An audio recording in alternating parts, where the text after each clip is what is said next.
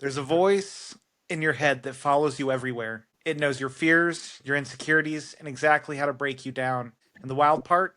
You probably think it's just you. Today, we're unmasking the inner critic and learning how to take your power back. My name's Michael Perry. I'm joined today by my teacher and mentor, Justin. This is the new Ashla Podcast.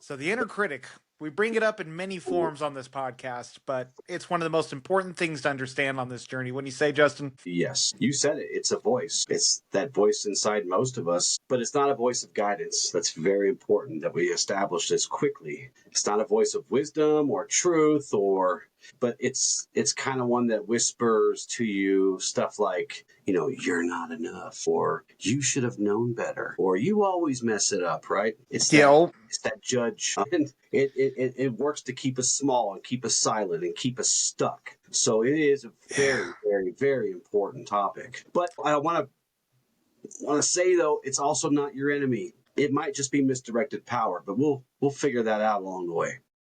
Yeah. Ain't that the truth, though? Yeah. I mean, it's like, I know for me, before I started on this journey, I never considered my thoughts and myself to be separate entities, which was always ironic because I remember that Marcus Aurelius quote that you have power over your mind, not outside events. Realize this and you will have strength. And for me, it was like, how do you master your mind? Even now, I still grapple with that voice in my head, but at least now I have that separation. Because you named it, now you talk to it. Yeah. Yeah, one of my favorite teachers out there, Sadhguru. I listen to a lot of his stuff, and he always talks about how it's like when you do meditation, it's all about separating yourself from your thoughts and putting that little bit of distance in between. You're in traffic. What'd you say? I said become the observer, yeah. Yeah. The more you can go out and look at the traffic jam you're in from the outside, see all the cars going, instead of be so personally involved with it, was always the example he gave. And I loved that because, yeah, when you're in traffic, you're like, I want you to go. We need to move. And as you zoom out, you realize you're just one other person stuck in this traffic. And there's just like you. I ended up having a 3-hour commute home yesterday. And there was a moment I got really frustrated. And it was just like, wait a minute. Like, first off, this sucks. But at least I'm not the one in the accident. Right. Yeah. Yeah. And it's a good time to listen to an audiobook. That's what I did. What'd you listen? Did you finish listening to Be Like Water? I got 3 hours left, and it's one of those books, and it's very rare I find a book where it's like I have to stop every chapter and digest just what was said. We should probably do a show about that one of these days. I've considered throwing at you doing like once a month we can just do like a book episode where... And I think they would love that too. Yeah. And that'd be a good one to do it. We'll let you guys offer us some books that we can maybe do. Yeah. Yeah, give us some recommendations. I'm all about reading new content. Yep, me too. About every 2 or 3 years, I'll put a post out there that says, hey, throw all your music at me. And that's how I read. That's how I discover new music. That's a good approach. I do, because everybody listens to the same thing sometimes, but every time I do it, my music collection on Spotify grows like 50 or so new songs on there, and they get in the mix, and yeah. Bam. So that's a good idea. We should do that. Hell yeah. Get ready to plan our next month. Maybe we plan one this month. So let's do it. Yeah. Sounds good. Yeah, we can even start with that book. I love that. I love that book. I know you do, which is why it'd be a good one. Though I almost feel like it's almost obligatory. The first book we do is the 4 Agreements. Yeah, either one. Yeah, they're both good. They are both good. They're both really good. There's lots of good books. There's a lot of books that you have suggested to me. In fact, I'm listening to one when I was out and about yesterday. Let me remember what it was called. Where are you at? Audible. The one I'm listening to right now is Human Design. You turned me on to Human Design, and I'm listening to it. The next one will be the one by Mr. Rubin that you suggested to me. Okay. Hell yeah. I already have it. It's already in the library. It's just in the queue now. So, perfect. Yeah. So, man. So when we talk about the inner critic, there's 3 main areas I want to talk about that voice in your head. Because one of the things we don't really touch on a lot, but the power of now is such a real thing that I am learning more and more to embody. And I've always looked at it where it's like depression lives in the past, anxiety lives in the future, and the real gift is the present. It's the only time that really exists. Right.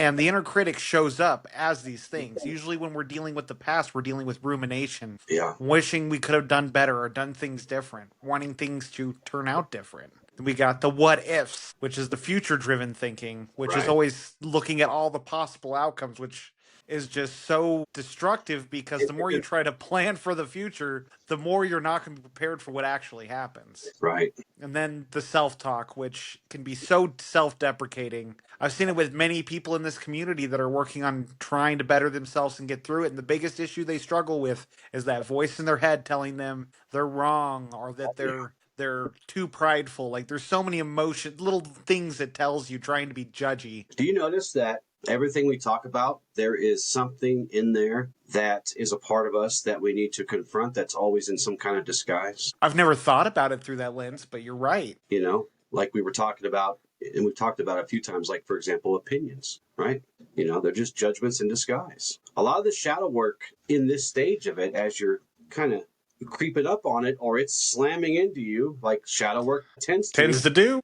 Right. All that stuff has been there already. It's just always been in disguise. And it disguises itself as things that we either have trauma towards or we have fear towards or, you know, we're just scared of it because it's uncertain or it's unknown. But they're always wearing masks. And this is what we're Yeah. talking about today, these masks. There are lots of masks in life. You know, none of them really good for us until we pull them away and start to see the stuff underneath. So, yeah.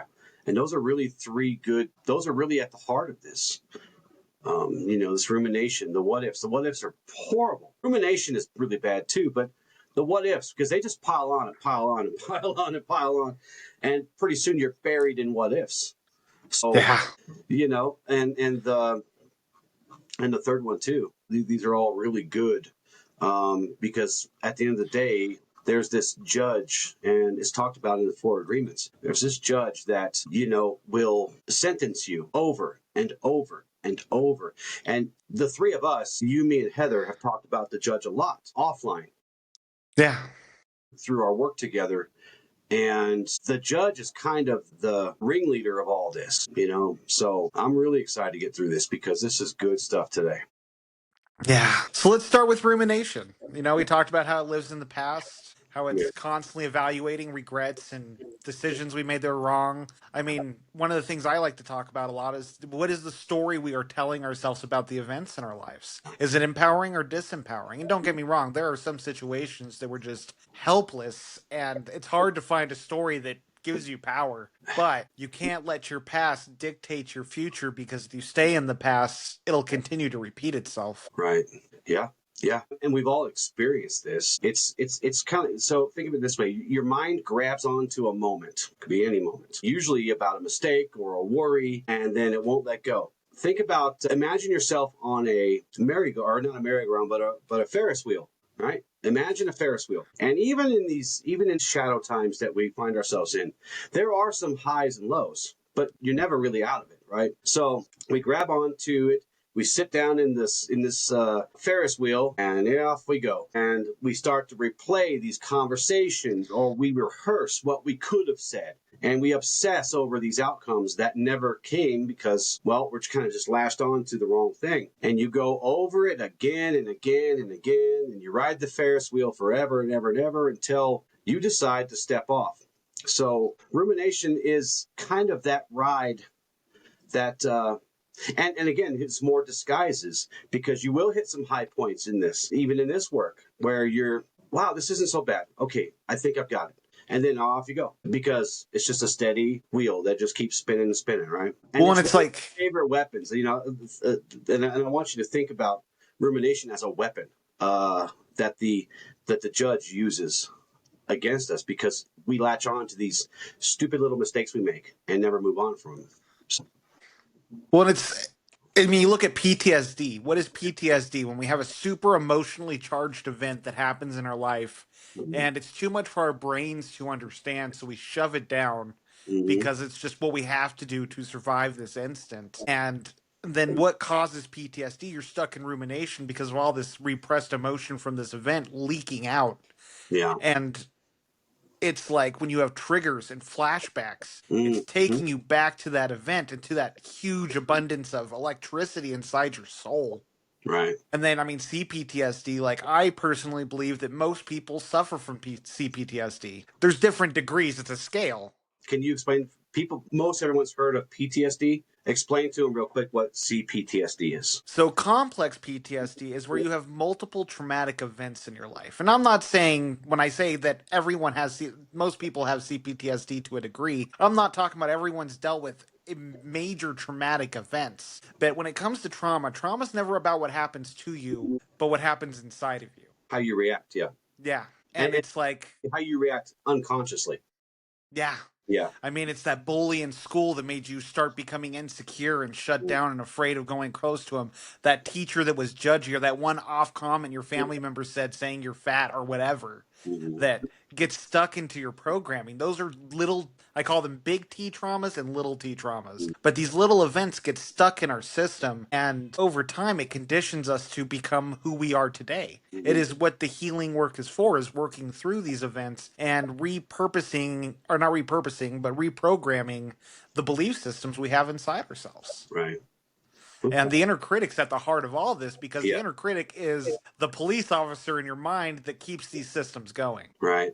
Right. And so as we go through rumination, I have a few points as we go along, but the first one I'll make is that rumination is not to be confused with reflection. We talk about reflection a lot, self-reflection that we do from time to time as we encounter things and things about ourselves. Because reflection is a conscious, intentional, and it should be done with compassion and grace towards us, because that's the only way we're going to heal and move on. But it's rooted in learning. Rumination is this repetitive, compulsive, and self-punishing. It's rooted in fear. It's rooted in shame, things like this. So rumination doesn't ask you, what can I learn? Right? It screams, why am I like this? And the inner judge is on repeat, like a broken freaking record. Yeah. And when you're trapped in this kind of thing, peace can become almost impossible. So don't confuse rumination with reflection, because even though you're obsessing about this stuff, and in reflection, you know the difference. You're obsessing about this thing's happening that's already happened a long time ago or yesterday, but you're going through these scenarios and you're thinking about what you should have said, and now you feel even worse. And reflection is, what is this? Okay, I'm going to look at it and I'm not going to judge it, and I'm just going to try and learn from it, pick out the things that I did, because what's done is done. And then the next time I'm going to work on not repeating mistakes. There's an axiom for that. Yeah. Well, and it's like, I mean, it's often trying to make sense of pain and find a way to make sense of the world and the events that happened, evaluating it over and over. It's a way to find control in hindsight. It's a way to find control. That's perfect. Perfect. You said that. Yes. Because you're trying to control these outcomes that have already happened. Yeah. The time to act in a better way in that thing is over. It's time to take what you can learn from that and try to apply it. You're not going to be perfect at it. You're not going to do it maybe the next time, but and we'll get into this stuff later, but it's about reflection is about learning from our mistakes, because we all make mistakes, and mistakes are teachers. Yeah. Mistakes are teachers. So it's about learning from them. And instead of being obsessive, you're open. Right? There's two sides to this. So, and again, easier said than done. I get it, especially if this is some really heavy trauma, but you got to start somewhere. You have to start somewhere. Yeah, rumination has probably been my biggest enemy I've had with my mind on my healing journey. I've dealt with so much rumination. It's really hard to ground yourself in that.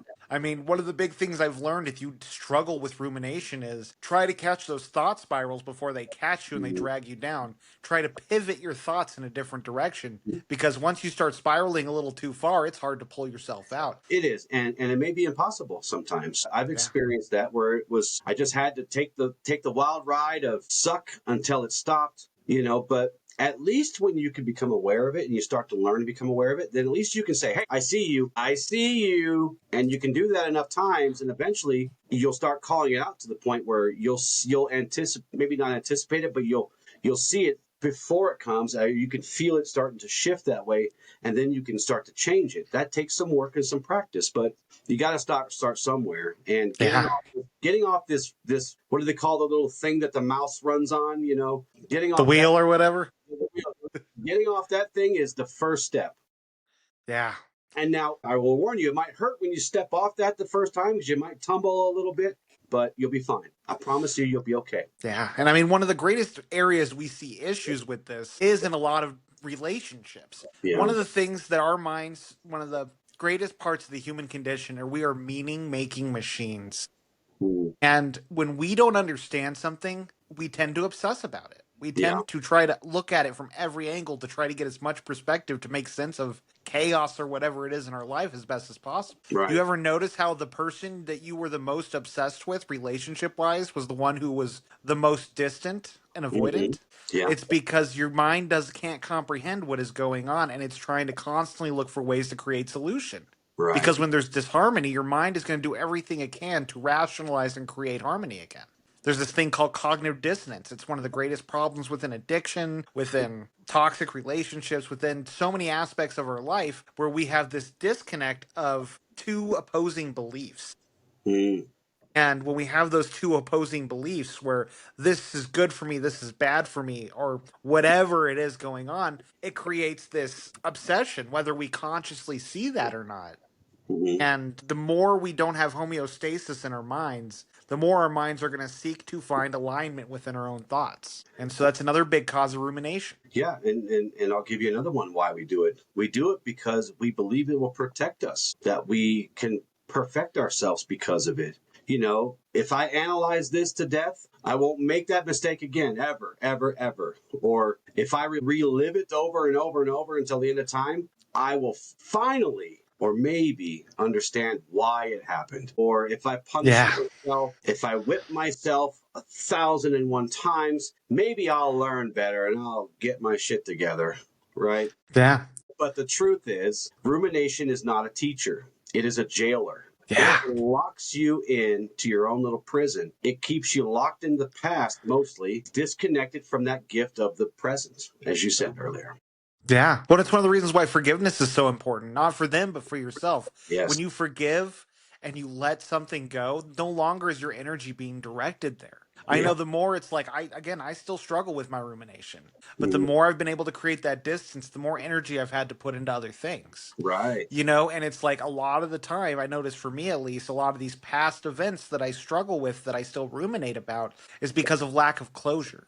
Mm. And you got to take when we look for closure, it is one of the greatest traps of the mind because often we won't get it. Mhm. Closure can only happen from within. You could probably even get all the answers you want from someone or this event Yes. and you still won't be content.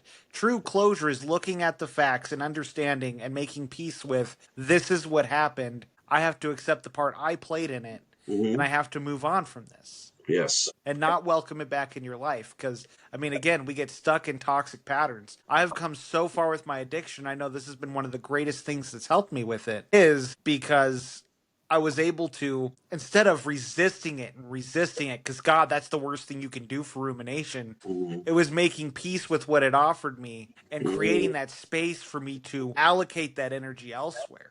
Yeah. And the more I accepted it, my recovering from my drinking problem I had for a couple years there, it was up and down for a while there. And now it's like, I don't crave alcohol anymore. And it's amazing. And it doesn't mean I don't drink from time to time. That's half the beauty of it, Hmm.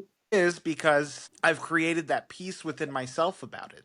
Yes. That, You are not a slave to drinking or those feelings. You decide. You're the decider. You're the master of those urges and stuff now. yeah, I've made peace with the power it held over me because I no longer give it that power. Right. I no longer view it as my master, which not that I've ever viewed alcohol as my master, but the more I obsessed about how I need to stop drinking, this is bad for me, I'm being damaging to my relationships, the more it became harder and harder to do it. Yeah. And of course, our perspective, our philosophy, the Ashla philosophy, we are called to live in alignment with the force, not entrapment in the mind. That's the first thing that we start to think of when we talk about rumination. You know, the force flows and we must live in alignment with that, and we can't do that if we're closed off or if we are in our own little jail. We just talked about, we recorded a show on, well, actually that show just went live today. The day we're recording this is the first code, the unity code, the code of the student, where we have chaos yet harmony is one of the lines, ignorance yet knowledge. These things are weapons and shields against rumination, Yeah. because it is chaos masquerading as introspection. As I said, it's Yeah. it's this mental noise that pretends to be wisdom, but it offers you no peace. And as you're on that Ferris wheel, you might feel a little bit peaceful as you're at the top, and you can kind of see lots of beautiful things. And then all of a sudden, zoop, you're back down. So for us to walk this path is to learn the difference between these two things. And it's to say, yes, I feel this. Yes, I'll learn from it, but it will not become my cage. That's the mindset we have to start to get into once we start learning to be aware of these things, at least, and start to call them out, as you did. Yeah. No, it's so true. So what are some good ways to work on rumination to help those who struggle with that if that's one of their main inner critic forms? As you're probably tired of hearing me say it, but as I'm fond of saying it, first you got to name it, right? We have to name it. Hey, I know what you are. You're rumination, right? And Yeah. I don't need to continue to go down this path. You got to name it. And then the pause. Talk about the pause. Pause. Take a deep breath. Breathe, right? Name it. Yeah. Pause. Take a breath or two or three or 10 and ground into your body in those moments. And then Yes. shift the question. You say, "Nah, I'm the one asking the questions here, pal, not you anymore," right? Right. And instead of why did this happen, which seems to be the big question here when you're stuck in rumination, is what is the most loving, truthful response I can offer myself right now? What's the most loving thing I can do to get myself off this mouse wheel? Someone's going to make fun of me for not remembering. There's a word for that. I just can't remember it for some reason. All I'm thinking is hamster wheel, which is still not what we're looking for. Hamster wheel. That's it. That's it. And then really just as many times as you can or you need to return to presence. Return. Yes. Come back. The past has already happened. Everything's happening right here. So name it. Pause when you need to. Breathe. Ask yourself different questions instead of, oh my God, why did this happen to me again? Say, what is the most loving thing I can do or offer myself right now? You gotta change the conversation with yourself, really. 100%. I mean, I think being present is one of the most important things we can do, but I love how you brought up get into your body. I mean, one of the Mm-hmm. greatest parts of these teachings is to get out of our heads and into our bodies. Right. There's this amazing book, I've brought it up a couple times, The Power of Now. Mm-hmm. It is, to this day, in my top 3 of most influential books I had, and it talks about the 3 personalities we have. We have the self, the ego, and the pain body. Rumination exists within the pain body, and the Mm-hmm. goal of the ego and the pain body is to get us to identify with them. Right.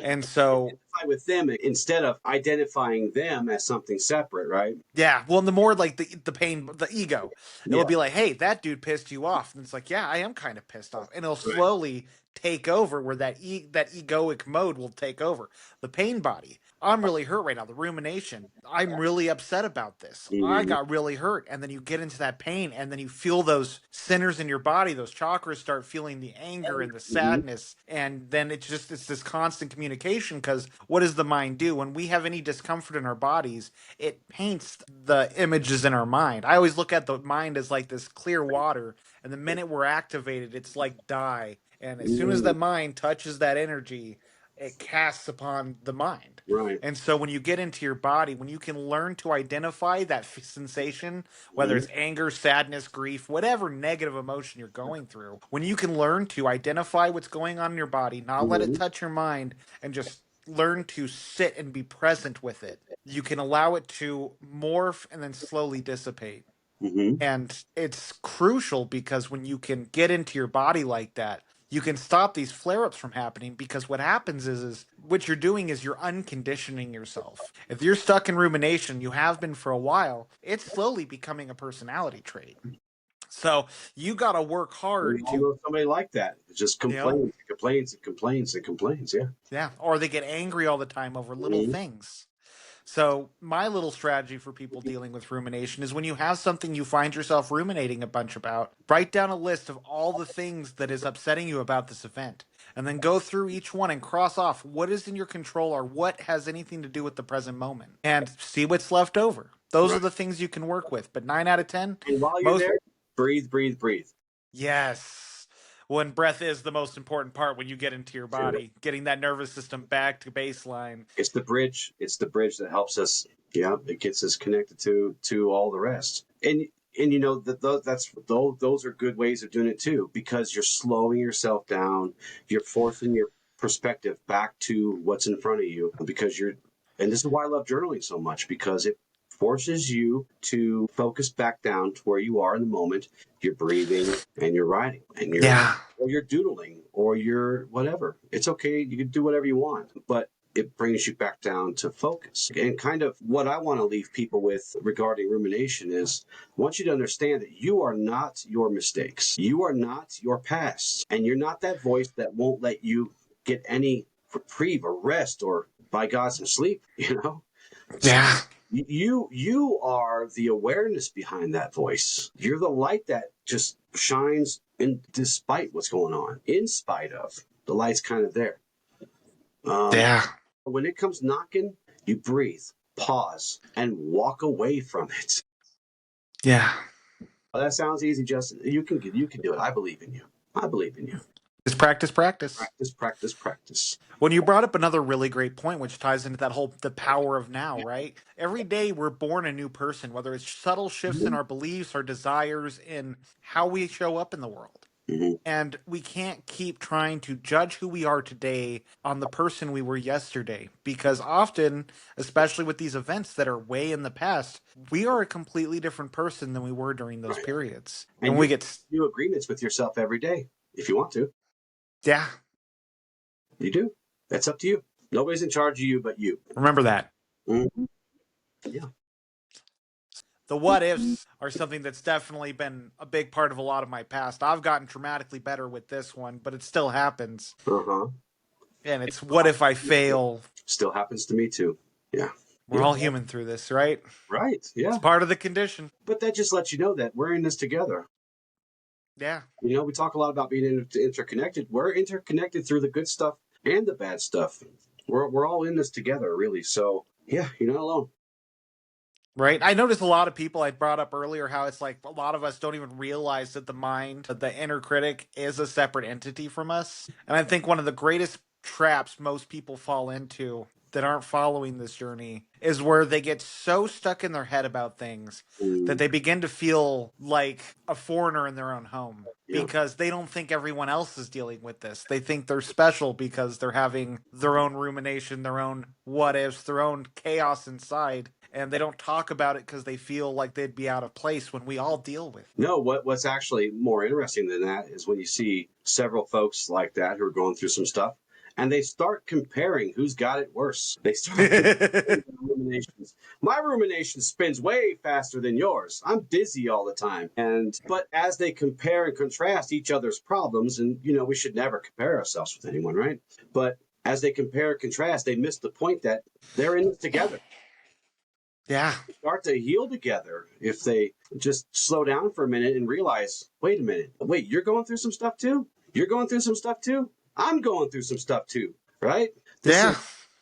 You know, so yeah. Well, it's like when you can have those kind of dialogues, it's crazy when it goes from instead of everyone trying to one up each other or everyone trying to give that perspective of it could be worse, Right. the more we allow each other I love that.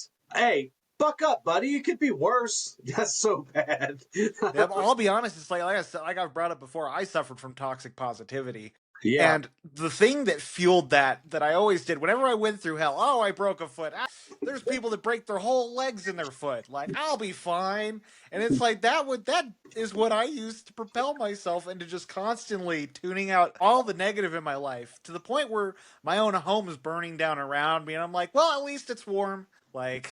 Yeah, you're like that. You're like that meme where the dog is like everything's on fire, and he's like, "This is fine. This is fine. I can do this. This is fine." You know the one? Yeah, Yeah. I know exactly what 100%. This is fine. Well, you know, I was talking a minute ago about disguises. The what ifs are something in disguise. Fear. Yes. The what if is fear in disguise. What if I fail, as you said? What if I'm not good enough? What if they leave me? What if it all falls apart? And the inner critic, the judge, this voice loves what ifs because they really get us stuck on these because they are the perfect disguise for fear. Well, it's like the mind craves certainty, right? Right, right. And thoughtfulness. It sounds so thoughtful. I'm just planning well. What if I fail though? What if, it sounds thoughtful, but and it sounds responsible. Well, I'm being responsible because I'm making sure that I can cover all the what ifs. A long time ago, and I don't even remember who used to teach this, but somebody used to teach, hey, you got to have the what ifs. Horrible advice. Yeah. Well, it's Because, like one of the biggest things that's helped me work on this to help me really close in my what ifs is when we are in what if mode. We are fighting 100 battles instead of the one battle we're going to have to fight. And when we prep for 100 different outcomes, we're going to be sloppy on our delivery, whatever outcome it is, even if we know what it's going to be. Because when we do that, we end up being so rigid in our right. approach to things because we're trying to make things go as we had planned. Well, we were just talking about be like water. Yep, I was just going to say it. You You know, got me. Bruce Lee said, I fear the man who practices one kick 10,000 times more than the man that practices 10,000 kicks once or something. I Yeah, paraphrase. no, that was pretty much it. Right. So, yeah, I would be scared of One Punch Man, too. You're an anime guy. I love that show. One Punch Man is so damn strong because he just does like three things and he just does them a billion times. And he could just punch you because he's done like a billion push ups and jumping jacks or whatever, right? I don't know. Yeah. I don't know much about One Punch I'm Man. not going to correct you, but that is Right, definitely right, where the right. show's at and That's portraying kind of it. the point, though, right? He does Yeah. a few things a lot. And he always fights these guys that are like, doing all these really weird Fancy things, yeah. fancy and fantastical. And he's just very simple, very down to earth. And he just does like punches real well. And yeah, we're going to get some hate mail on that one. That's okay. Yeah, we are. That's okay. I know the truth. I know the truth, but it's a good You analogy, so behind I'm me, not man. I'm a stopping it. comic book guy, right? I'm a comic book guy. I don't know You much need to read about anime. manga, man. I'm telling you, it's amazing. I love manga. I read that more than I watch anime. I read the books, and Listen, it's. I have trouble reading from right to left enough. That left to right stuff throws me off. We'll go with it. Now, if they start putting mangas on Audible, maybe I'll do it. There might be some there. I don't know. Yeah, I wonder. I've never actually looked. But anyways, the what ifs are they sound really nice and thoughtful and responsible, but they're very rarely rooted in wisdom. Well, it's the same kind of disguise as rumination, right? And a good strategy is really half the battle, and they're rarely grounded in good strategy too. Yeah.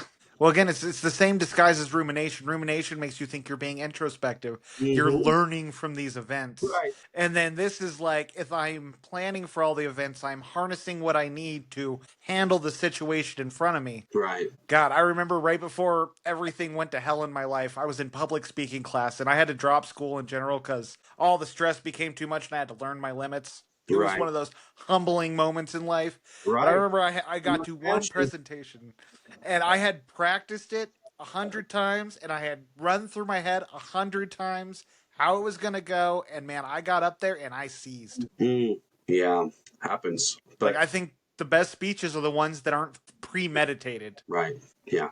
Yeah. I don't get upset when I go to listen to someone I want to hear speak. When they look down a little bit, I'm sure there's somebody that wonders why I'm always looking at you on the screen instead of looking at you on the camera. It's because I'm more comfortable that way, right?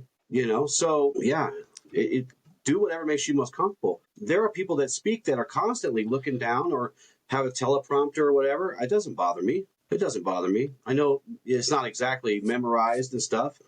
Ronald Reagan was a really good speaker in that way. So was Barack Yeah. Obama. They had kind of those, they kept kind of their, and really it's the way we do the show here too. This is no secret. I know people that know me on this side of things know that we have show notes.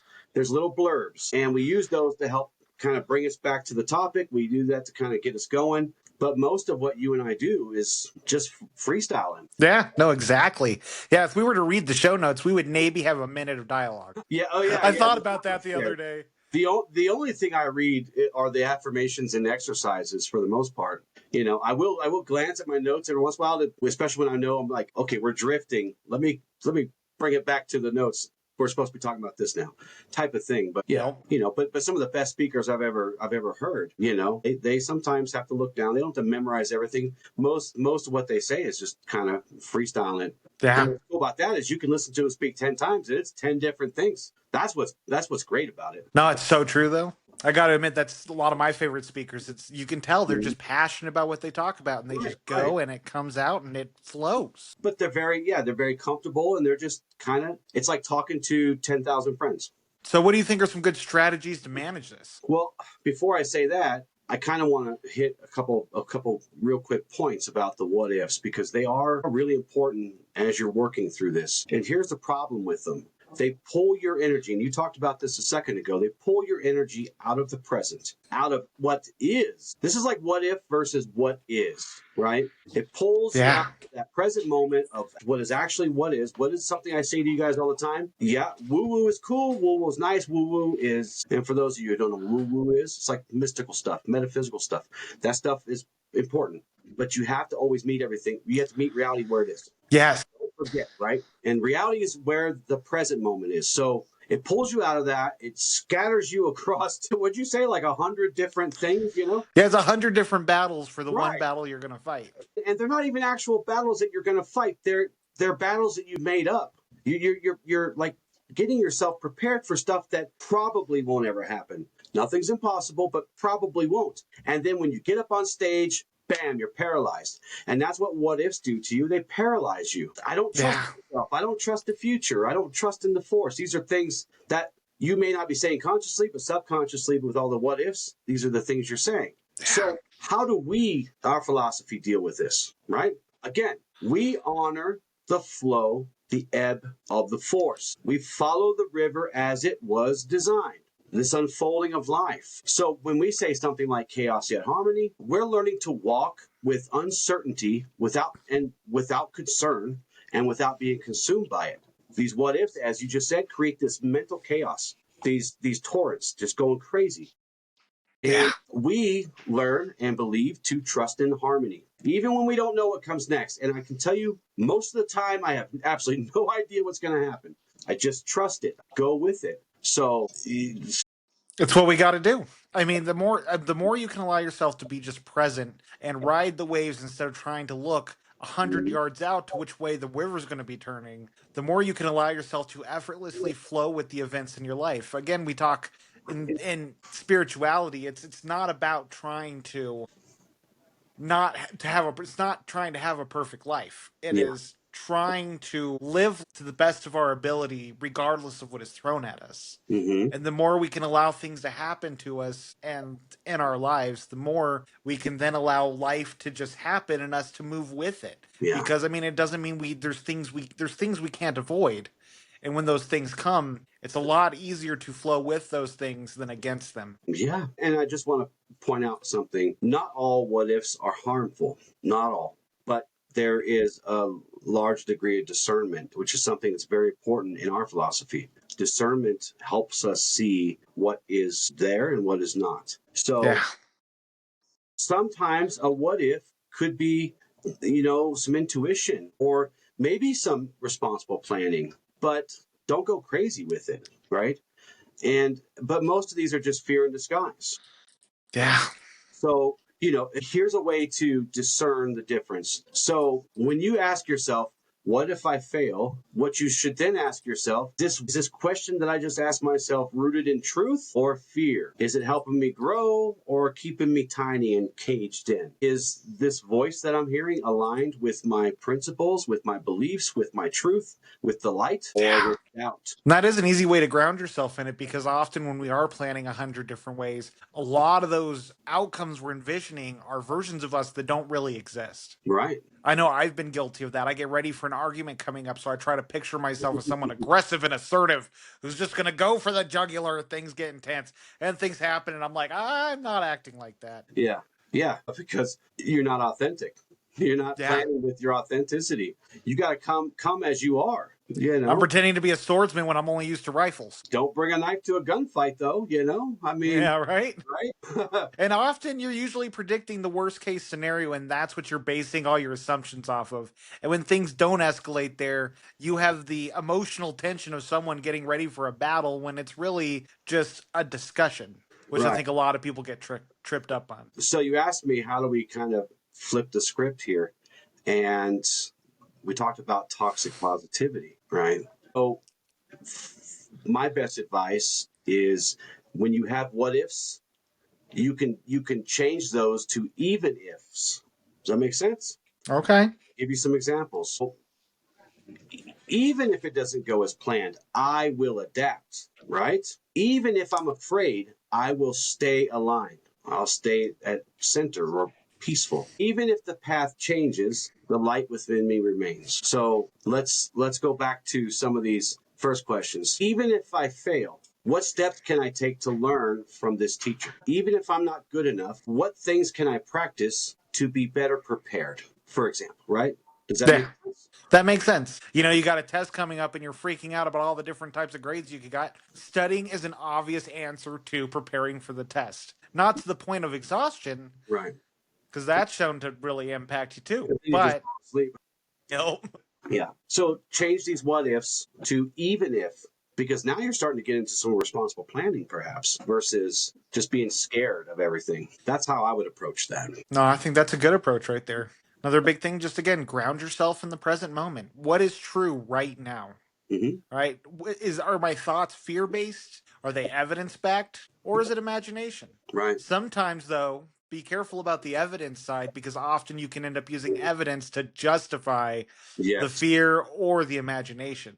Right. Or you'll just be looking for evidence that empowers your already fearful thoughts. Yeah. Well, it's like that. We talk about it often, the reticular activating system, the RAS. That car, you buy a new car, you see it everywhere. When you tell your Yep. mind to look for something, it doesn't know good from bad, but it will find it for you. It will. You think you have bad luck, you're going to see bad luck everywhere. You think you have good luck, you're going to see good luck everywhere. You Right. think an event's going to go to crap during that event, you bet your ass your mind's going to try to find every reason that is going to crap. Yeah. And there's another point here that I just thought of is we speak things into existence. So if all you're speaking is what if I fail? What if I do this? What if this happens? You are helping that become a reality. Yeah. You're training yourself to look for that versus just letting things happen. Do your best at letting things happen.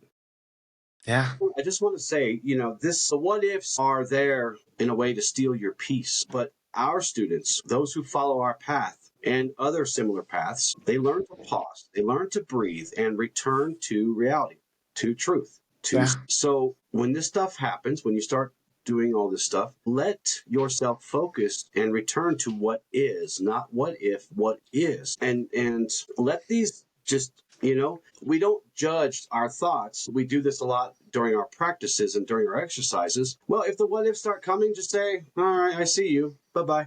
Don't judge them. Don't grab onto them. Just let them come and let them go. It's okay. You know, Yeah. it's all right if they come into your sphere because they are there. You can't control it, maybe, but you certainly don't have to empower it. You certainly don't have to hold on to it. And they don't judge it. You just say, yeah, I see you. I know what you are. Bye bye. Yeah. Build that self trust. Ask yourself, what would happen if the worst case scenario is what came about? And if it starts off where it's like, I can't handle that, that's too much. Ask yourself, is it like, will I survive this? I mean, often it's like we dread things that come up and then it's over in an instant. What does reality look like on the other side of this what if that I am so concerned about? Right. Yeah. Most likely, you're still going to be breathing and things aren't going to change that much in your You'll be life. okay. You'll be Yeah. okay. You will. I promise. You'll be all right. Then you can reframe it. Even if that did happen, I have the tools to handle this. It's all about those self affirmations, learning to believe in yourself. The affirmations only work if you practice them enough. Right. It's about ingraining them into your system. We talked about agreements earlier. Agreements happen in our bodies. What an agreement is where we instill a belief in ourselves. Mm-hmm. I'm too shy to handle public speaking. I have social anxiety. I have Mm-hmm. whatever. And these beliefs happen usually when we have a high emotional event that then has a belief associated with it. And that's what Mm-hmm. makes these beliefs so powerful. So Right. we have to cultivate enough emotion to believe the change in our beliefs as strong as the emotional event. So it might take a lot of repetition Mm-hmm. or getting yourself emotionally to that point where I can do this Right. because love is more powerful than fear. Yes. Yes. And remember, you have the power to create. You have the power to flip the script. So if the thought comes into your head and it's disguised, this what if is fear in disguise, and it says, what if this goes badly? Yeah. Okay. Even if it goes badly, bro, this is what I'm going to do. I'm going to be open to learning from it and moving on. Yeah. You could flip it. You have the power. These thoughts aren't you, but they come from you. So control them, master over them. Yeah. Flip the script. You can do that. You don't have to judge them to do that. They are what they are. All right, what if this is, well, even if. So that's why I like to I use the even if when I have things that bother me or even scare me sometimes, because it turns those what ifs into less of a fear and more of a plan. Yeah. So, No, that's beautiful. So, self-judgment, third version of the inner critic we're going to cover today. It lives in the identity. it It does. says things like, you're not enough, you're too much, you should be better by now, you should know better. Oh my gosh, I had $1 every time my mind told me that. It's when we start to identify with the wounds and the doubt and the fear, when we start to speak from it, from their lenses, from their perspectives. Right. No, that's so well said, though. I didn't think about it like that, but it's true. I mean, we all have these core wounds inside of us from events in our life, and that's really, those wounds are what keeps us operating behind these masks and in these identities because we're trying to avoid those wounds getting hit again. I read a book called The Untethered Soul, which is another really good book by Michael Singer. And he talks about the rose thorn in the side and how it's like we get these thorns in us, and instead of pulling the thorn out, we build barricades around it and do all we can to not let those thorns get touched because they're so sensitive. Right. Yeah. It's also what creates the preferences that we hold so strongly. Yeah. Well, the other two we talked about, well, the first one is it's just about, it speaks to us constantly about what we did or didn't do. This speaks about who you are. Yeah. Try to take over that narrative. And over time, it doesn't just live in your mind. It starts to steal your identity. This is like spiritual identity theft or something, Yeah, right? That's a good analogy for it. But it hijacks so many people because when that voice is constantly telling us what's wrong with us, it closes us off to other people. Like one of the most interesting things I've found is people who don't handle criticism well, the reason they don't is because they already criticize themselves for those things that are wrong, or this voice does. Right. And so anyone opens it up and it's just like this super fresh wound because all that voice is doing is picking at the scab. Yes. Yeah. Instead of you made a mistake, it says to you, you are the mistake. Yeah. Right? Perfectly said. Yeah, that's what it does. It just, and if we're not careful, we start to believe it. And then we build a whole self-image around it. We become the failure, the broken one, the one who just can't get it right, the one who's too much for people or not enough for people, stuff like that. Those are things that we hear a lot. Yeah. Well, and again, it's just like you said, it becomes our identity. And it's heartbreaking because I have so many friends I see struggling with this now where it's just their identity. They're such good people, but they're so self-deprecating that it's hard for them to live in their authenticity or in their strengths because they're always so consumed with what's not going right. Right. Yeah, and this happens to most of us in childhood. We're not saying that all of our parents are bad. If our parents are listening, we're not talking crap about you. Just saying, this happens in childhood. Trauma is trauma. It doesn't really matter where it comes from. Sometimes it does come from them. It didn't for me that I know of, but still had childhood trauma. I think we all do.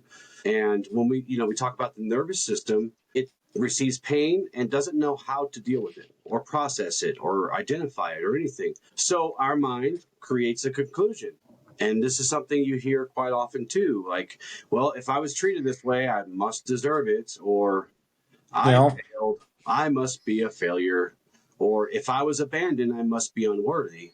And these things get stored, not just as memory, but they start to become identity when the judge takes over. And it doesn't whisper anymore. It's in your body, it's in your mind, it's in your emotions. You carry it around in your posture, your tone, even your expectations, your dreams. It becomes the lens that you see everything through.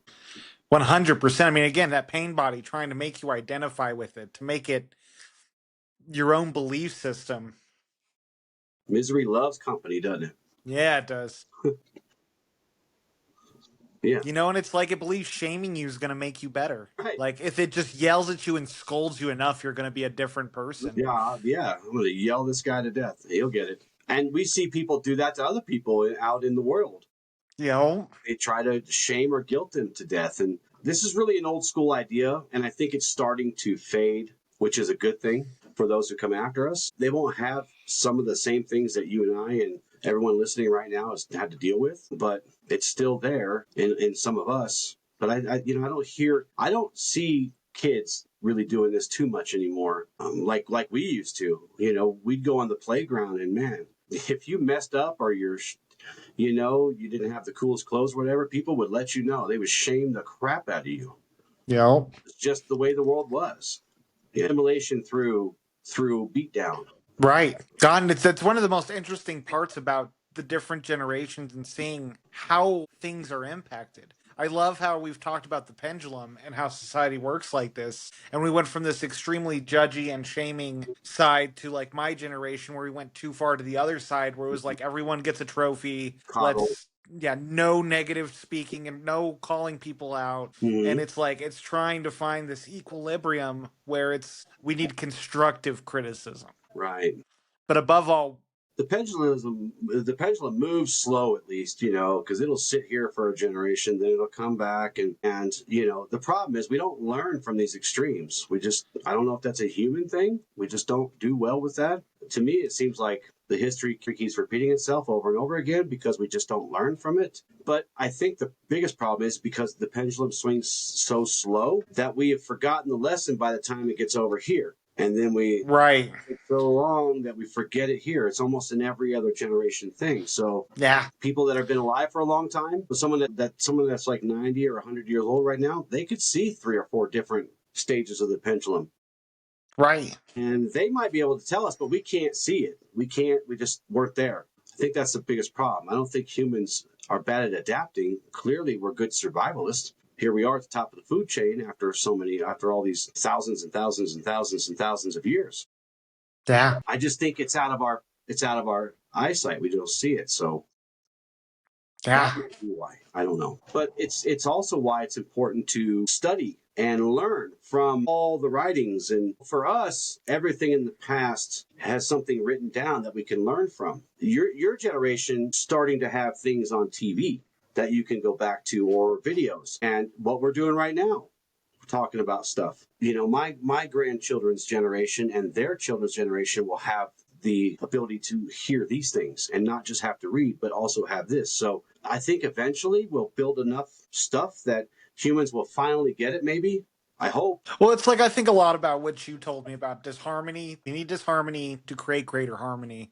And you look at society, and yes, it repeats that. You look through the ages, Mm-hmm. and society's downfall is always the same set of events, Right. which is, we start creating this upper class, lower class. We end Mm-hmm. up going into a horrible debt. The economy collapses, the lower class uprises, and society destroys itself. Right. And I mean, as much as I see that happening now, the one thing you can look at through these generations of, not generations as far as like millennials, Gen X, and that, but societal generations, Right. as you can see, every time society destroys itself and then rebuilds itself, it gets that much closer to unity. Yes.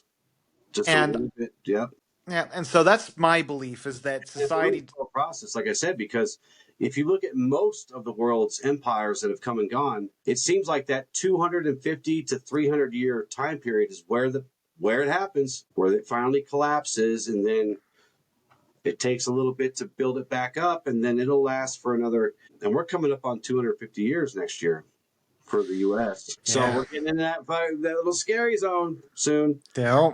So I don't know. I have to keep hope that but history repeats. Go with the ebb and flow, right? Right. That's right. And speaking of that, so from when we look at this part of it, from our perspective, our philosophy, we talk about life force, the eternal self, the part of us that is untouched by any superficial thing, our performance, mistakes, the past, whatever. Remember, death, yet the force. This line teaches us that even the death of ourself, which you said sometimes we go through daily, is Yeah. a form of freedom. We get a little better each time we do this. And when you realize that who you truly are is not that voice in our head, it's not the story, the pain, not the judgment, especially the stuff you inherited from others, that you start to begin to reconnect with truth, with center, with our heart, Right. We haven't talked about our heart at all today. And I was wondering if we're going to, because we skipped from mind to body to, but we didn't talk about the heart. That's where truth is. That's where we connect with it. It's that inner sanctum, that inner where the soul sits. Yeah. And just remember that you are more than your memory. You are not your shame. You are light in form. Here, it's kind of shaped like this, but we like to draw like this, right? Yep. It's not quite as gross. Hearts are kind of gross to look at. I don't like looking at naked hearts. I'll stick with the emoji for the image in my mind. Yeah. Just like with everything we teach, there is alchemy that cures our ills with this. Yeah. What's a good example of that? Well, you can transform it. Just change it, right? Like I said earlier, flipping the script, same thing, change it. And it's not by telling it to shut up or silencing it, but by retraining it. You can make it work. When we talked about the ego versus the soul, it wasn't about destroying the ego or ripping the ego away, because then we would be kind of lopsided. But, it's about retraining it. Speak to it, name it, speak to it, challenge it. You can ask it things like, are you telling me the truth? Right? Just be straight up. Are you telling me the truth? And if you do this on a bus or a subway, people might look at you funny, so maybe do it inside. But are you telling me the truth? And by the way, what bills do you pay in my body to talk to me this way? Do you know what I mean? Yeah, put it in its place. Like, who taught me to speak to me this way? Yeah. Maybe get a little offended, like, who are you talking to me? Type of thing, right? Well, and I think one big part with this tangent though is this part of your being, this part of your mind that tries to control you, tries to judge you. These are what's known as protector parts. Mm-hmm. And they have your best interest at heart. And it's, I think, one of the keys to really getting around this is to identify, what is this protecting me from? Right. All right. Again, let's go back to the being in crowds. I can't stand being around a bunch of people. It's because when you're around a bunch of people, it's likely you had an event years prior where you got embarrassed in front of a bunch of people. Right. And it's that event that keeps playing out. So that voice in your mind saying, you're uncomfortable, get out of here, you're not safe, you don't want to do this. It's because it's trying to save you from what happened before. Yes. And sadly, we can perpetuate that because we end up believing what it's telling us. Mm-hmm. We end up acting awkward as hell, and then it goes right back to square one. But if we learn to just, like you said, label it, identify mm-hmm. this part. This is a part of me that doesn't want me to go into crowds so I don't get embarrassed. Right. Make peace with it this is that whole shift in beliefs again. This mm-hmm. making a new agreement. Yes. You have kept me safe in the past. I am thankful for what you have done for me. But I have this from here. This is what I have grown. On. Yeah. This is what we're doing from now on. And mind you, it's going to take some practice because you're going to get triggered. You're going to be overwhelmed at times. But the way you train these systems is to put yourself in these situations that once were uncomfortable and teach your nervous system that you can you have this from here. And as you do, this voice will subside, and watch as you're like, I want to be around people. Right. That was me. I was socially awkward in high school. I mumbled. I had a very close knit of friends. And I mean, I struggled so much with socializing. So I started going and talking to strangers. I had to push myself out of my comfort zone. And now I love people. Yeah. I could be around people all the time. I make friends everywhere I go because I've learned to just be me. And it took a lot of practice, but I retrained that belief. Yeah. Yeah. So perform alchemy. Change that lead into gold. Make it work for you. Work with it. Accept it. It wants to help you. It wants to protect you. Just don't let it convince you that the best way to protect you is to do the same old thing over and over and over again. Yeah. Right? That's insanity, right? Yeah, sure is. You take these old heavy judgments and you transmute them into something you learn from. Yeah.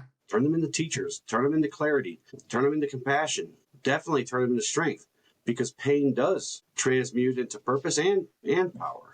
So self-judgment is, think of it like an echo of what happened, old pain. But you are not that pain. You are not your past. You're not the labels that fear put onto you or made you believe that you were. Just keep telling yourself that you're the one who's awakening. You're the one who's healing. You're the one who remembers the truth. Yeah. That I'm not the voice of the wound. I'm the voice of the light beneath it. Yeah. So, Well, and another thing you made me think of here that I think would be important to point out is as you get into these negative voices, that voice in your mind, if there's any recurring theme that it echoes in your mind, which I guarantee there is, there's a extremely high chance that's not even your voice. It mhm. is something someone else told you at some point in time that you then took on to believe yourself. Like that whole having a family member say, "Hey, you look kind of fat." And now you're telling yourself, "I'm fat, I'm fat, I'm fat." Yeah. Identify where the voice came from. Where does it originate? Whose voice are you really hearing in your mind? That actually happened to me. Did I tell you about that? No. I went to visit my grandmother just before she passed away, and I hadn't seen her in years, like literally years. And the first thing she says to me as I walk into her house is, "My God, you have gained a ton of weight." Now, she didn't come out and say, "Oh, look at you, fatty McFatter," but she pretty much did. And you know what I did? What? Can you guess what I did? Did you start getting your head about being overweight? I started laughing my ass off, dude. I laughed and I laughed and I laughed and I laughed. I thought it was hilarious. I thought it was hilarious because I don't actually give a shit what she said at the end Right, of the day. right.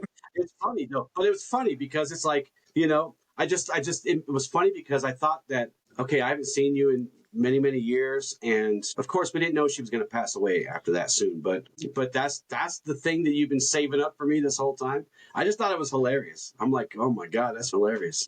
That actually happened. I laughed. I laughed so hard, and it was like audibly, like I had just like if the funniest comedian on earth just told me a joke. You know, it was hilarious, and that's how I deal with these things. I just laugh them off because I know it's not true. I don't care. And even if it is true, which it probably was true from her perspective, because after I broke my leg, and I hadn't seen her for years, after I broke my leg, I did gain a lot of weight because I couldn't move around. So from her perspective, what she said was true. But I laughed because it was never going to become a judgment on me. You know, Well, it's one of those four agreements, right? Don't take anything personally. right, right, right. And laughter is the best medicine. It's not one of the agreements, but it's true.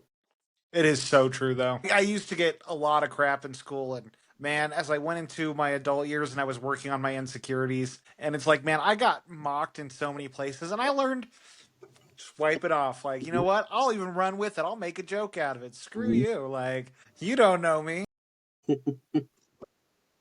Right. I laugh a lot about stuff people don't think I should, but that just makes it funnier for me.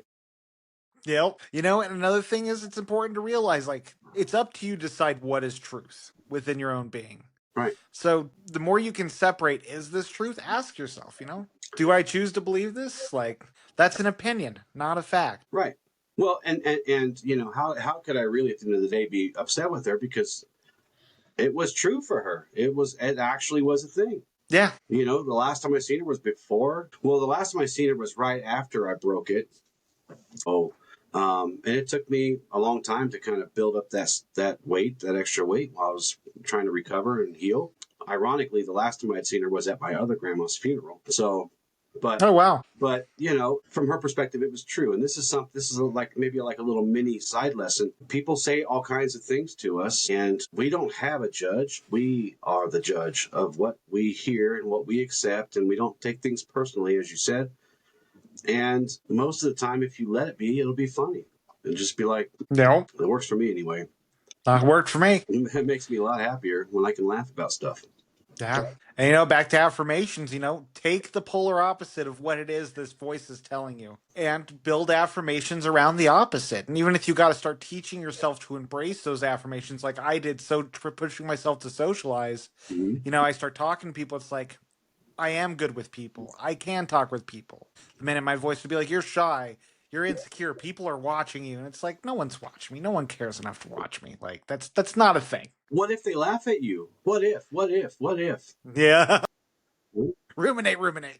they laugh at me, then damn, feeling pretty good. I must be hilarious, right? Yeah. Before we jump into the exercise, is there anything else you wanted to share? No, as far as that, but I will kind of give my final thoughts for the episode as a whole before we get into the closing stuff. If you've ever felt like your biggest enemy lives inside here, your mind, if the voice inside has been more critical than kind, if you've been stuck in cycles of rumination and self-judgment and what-ifs, I want you to remember something. You are not broken, you are becoming. We do alchemy here. We take something that's bad and we alchemize it into something that's useful to us. Not so much good or bad, but we take something that's disharmonious, and we alter it, we change it, we transmute it into something that is harmonious. That voice you hear, It's not always the truth. It's more likely a survival mechanism. And really, that could be a shadow of echo, like I just talked about before, of old pain. But you are not the echo. You're not the pain. You're just the one hearing it. You're just the one receiving it. The real you is older than your pain, deeper than your doubt, and stronger than your fear. And every single time you choose presence over panic, every time you replace judgment with curiosity, it's a big one for us. Every time you respond to that inner critic with wisdom, you're taking your power back. That's a theme that we have over and over again, is about taking power back, right? Yeah. Transmuting energy into something harmonious. This is the way of the student. This is the way of the light. This is the beginning of true freedom. So as you move through your day, I invite you to take times to pause, to listen, to breathe, and speak back to this inner voice. Not with hatred, but kill it with truth. Win it over to your side. Transmute it into something that serves you rather than beating you down all the time. Because you are worthy of peace. You are worthy of love. You're worthy of becoming more than the world ever thought or taught you to believe. So that's what I wanted to leave people with today. No, that's beautiful. And you brought up something that I can't believe I didn't think to mention with this, Ask yourself when your mind is taken hold. Often we are our worst enemies. Mm-hmm. Ask yourself the advice this voice is trying to push onto you. Is this the same advice you would give your best friend? Mm-hmm. And that's one of the best ways to rein it in. Don't talk to me like that. Don't you dare. What bills you pay in this house? And you can Yeah. slam my doors. No. Mm-mm. Then ask yourself, reframe it. How would I present this if I were going to tell a friend this? What would I say? That Mm-hmm. might be a great place to start with that pivoting to learn to adjust that inner monologue. Yes, and that's perfect because we are often more kind and compassionate to our best friends than we are to ourselves. Yeah.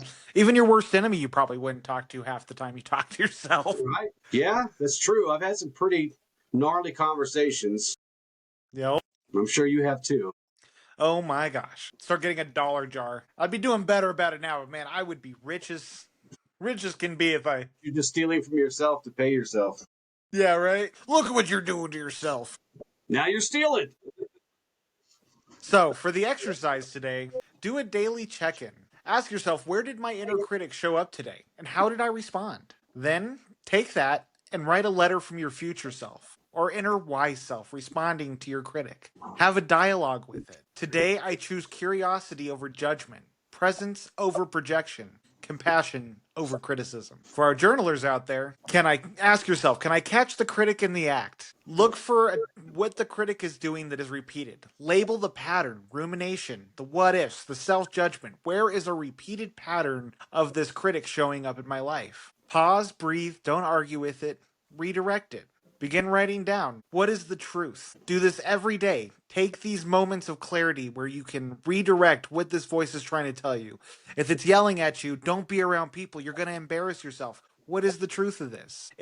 I feel uncomfortable around people, I'm nervous around people, and I want to cultivate the skills to be around people. And it might not be at that last step, but the more you begin to take away the judgment out of it and just make it the analysis, what is the belief that is holding on to this, and journal it. Yeah. Every day, just have a little section in your journal. This is where the inner critic showed up today. Mm-hmm. This is the pattern that's playing out. This is the belief it's associated with. Right. This is the pain in which it's trying to be analyzed, depending on what part you're dealing with, whether rumination or what-ifs or the judgment. Right. Very good. Great exercise. Yeah. And the final message today is it's just managing the inner critic takes time. This is not something you're going to do overnight. Often I know one of the biggest pitfalls I fell into getting into self-help was thinking I'm just going to read the right line that's going to trigger the right response and I'm going to change my life. Mm-hmm. All of this is practice, practice, practice. It's a muscle you must build. And every moment you chose presence, compassion, and courage, you're not just silencing the critic, you're becoming the leader of your own mind. You don't need to be flawless, you need to be conscious. Again, Marcus Aurelius quote, and the affirmation for you today, you have power over your mind and not outside events. Realize this, and you will find strength. Thank you so much for joining us today. This was a great episode, and I hope you got a lot from it. It's something that is so important on this journey because the more we can begin to discover our authenticity and stop identifying with our minds, the more we can start living in abundance and happiness and be able to ride the currents that come at us. Mm-hmm. With love and gratitude. Ad lucem. Ad lucem.